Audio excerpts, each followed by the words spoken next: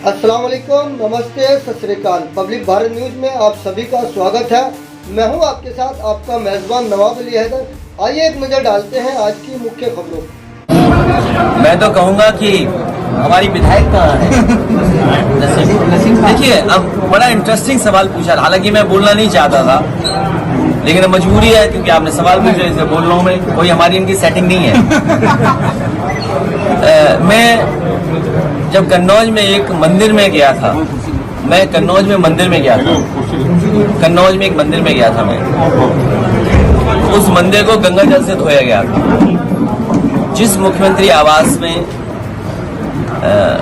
पूर्व में बहुत सारे मुख्यमंत्री रहे, हटे, किसी ने भी मुख्यमंत्री आवास को गंगा जल से नहीं धुलाया होगा।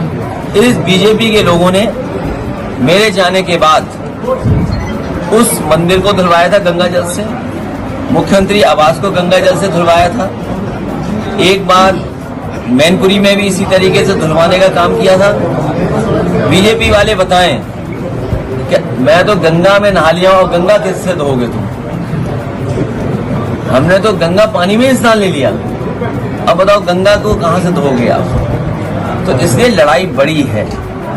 ये जो फुलझड़ियां छोड़ दी जाती हैं छोटी मोटी, इनसे फर्क नहीं पड़ता है कौन क्या कह रहा है।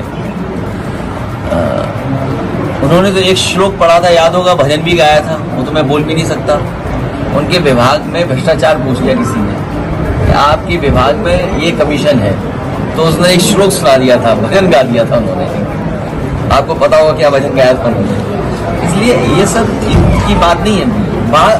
बड़ा सवाल ये है कि महाकुंभ में ये फेल हो गए, उस आयोजन में फेल हो गए, ट्रैफिक व्यवस्था में फेल हो गए, सफाई में फेल हो गए, पानी की गुणवत्ता में फेल हो गए। सेंट्रल बोर्ड, स्टेट बोर्ड लड़ रहा है आपस में बताने के लिए कौन सा पानी साफ है। माँ गंगा को साफ नहीं कर पाए। जो लोग मर गए हैं उनको मदद नहीं कर रहे हैं। अभी तक संख्या नहीं बता पा रहे हैं कि लोगों की कितनों की जान गई, कितने परिवार खो गए हैं। लोग आ जा रहे हैं, उसमें एक्सीडेंट में जान जा रही है। श्रद्धालु तमाम लोग सड़कों के एक्सीडेंट में मर गए। इसकी क्या मदद करेगी सरकार? ये सरकार न केवल महा फेल हुई है, इस सरकार ने महा घपला भी किया है। इसलिए इसको कोई न कोई रास्ता ढूंढती है बाहर निकलने की। आप कंफ्यूज इसलिए मत होइए, पिछले 9 बजट ने पीडीए इसको कुछ दिया ही नहीं है, पीडीए को कुछ दिया ही नहीं।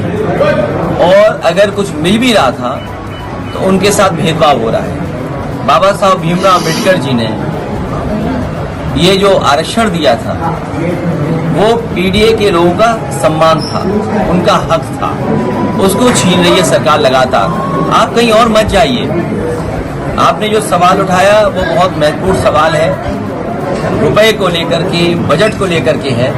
लेकिन उससे बड़ा सवाल ये है, यहाँ की जितनी भी यूनिवर्सिटी है, आप बताओ पीडीए कहीं दिखाई दे रहा हो तो बता दो। यहाँ की जितनी भी प्रतिष्ठित संस्थाएं हैं, 9 साल यूपी के और दिल्ली की सरकार का, अगर एक भी प्रतिष्ठित पीडीए का परिवार बैठा हो तो बता दो हमें। पीडीए के साथ ये भेदभाव इन्होंने किया है।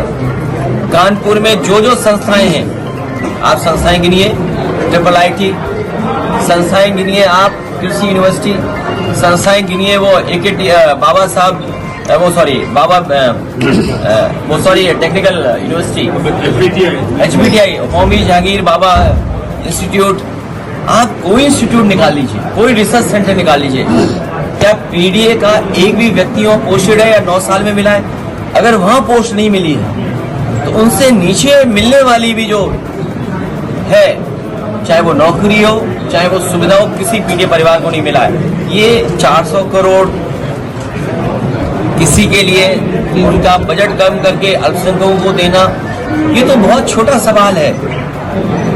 पीडीए के साथ जो भेदभाव हुआ उसकी आप कल्पना नहीं कर सकते। इसीलिए पीडीए के लोगों ने मन बनाया है, भारतीय जनता पार्टी को रिकॉर्ड सीटों से इस बार हराएंगे।